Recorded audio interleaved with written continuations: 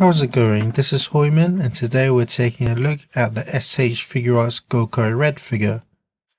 So you have a nice window display to see the figure inside, and you have a nice illustration as well as a name, and it's on this really nice metallic red packaging, so it looks really cool. And then the top, and then the side you have the figure, and the other side you can see a bit more in there, legal stuff. And then the back, which has various pictures of the figure and showing what he comes with. And to open the box, you just lift open the side flap and then pull out the figure like so. So first you do get some instructions showing what the figure comes with and how to operate the accessories. Pretty self-explanatory. And then to open the figure, you just lift open the front cover. And there's the figure all together with its accessories. So here's the actual figure itself, and although it's an older figure, it's still really well sculpted. You can see all the folds and creases down the uniform, all the way down to his boots, which adds some realism to the figure. And for the most part, the whole body is a nice matte finish on the black and red. But then you do have the metallic gold for the torso.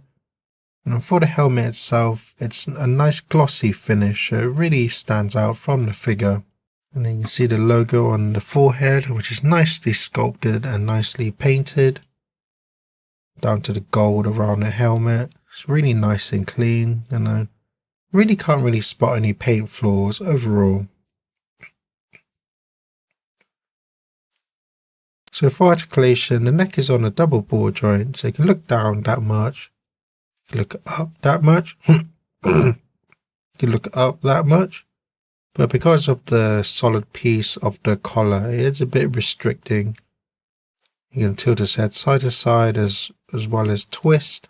And then for the shoulder, this piece is actually a softer material, so it doesn't really get in the way of the ball joint for the shoulder, so you can move that around however you want. And then there's a piece in there that cups around the joint to hide the joint, so you can move that shoulder however you want. And then there's also a hinge, you can bring his arm out and then also go forward. Because this is softer material, it doesn't really restrict it. Same for going back. And then there is a cut here for the swivel, and he's got double jointed elbows and then ball jointed wrists. And then for the torso, it's on a double ball joint, so you can lean forward about that much, lean back quite a bit, and then you can see how the sculpt continues upwards. And then you can lean side to side as well as twist.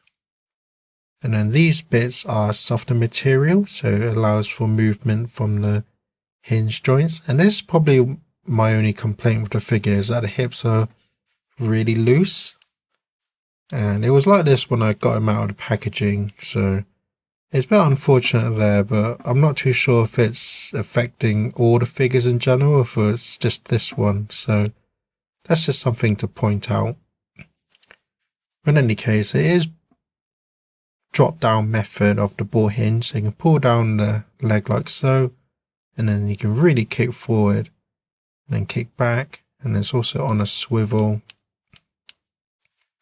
And he's got double jointed knees, and he's got the ball jointed ankle as well, so you can go back that much, go forward, side to side as well as twist, and then he's got the toe hinge. And I guess another minor thing is that the ball joint for the ankle is black rather than red, so it kind of stands out a bit, but I don't know why they didn't go for a red joint, but you can't really see into there that much anyway, so it's not too much of a problem.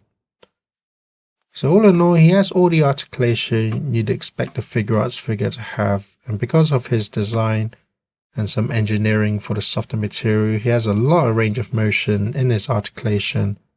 But the only minor setback is the loose hip joints. But that's the figure. Let's take a look at the accessories. So he comes with a pair of fists which come on default in the packaging, one pointing hand for his right, 2 hands to hold his gun, 2 hands to hold his sword, a pair of open palmed hands, and another pair of open styled hands. And then he does come with his gun, which is really small, but it packs all the detail you'd expect. And then overall it looks really nice. And then there's the hinge here as well, so you can swap that out with the other pieces. He also comes with a sword. Again, very nicely sculpted. It's just so much detail. And again, this piece is on a hinge, so you can swap that out as well. So you get 2 of these to swap out with the weapons. And what's odd is that the Ranger keys on the tub aren't painted in, so it's really odd looking. Not too sure why they went for just all silver, but they are nicely sculpted regardless. He comes with his morpher, which again is very nicely sculpted and has all the detail you'd expect. And it's just one solid piece, so no articulation.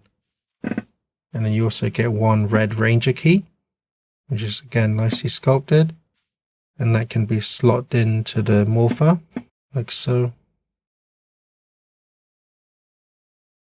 And then finally he comes with a pair of folding arms, which is really easy to swap out. So my final thoughts are, if you're a huge fan of this character or the show, then I highly recommend this figure. As of this video going up, he is quite an older figure, but his price hasn't really gone up too much, so he shouldn't be too hard to find for a decent price. But that's my review. Thank you for watching and enjoy some pictures.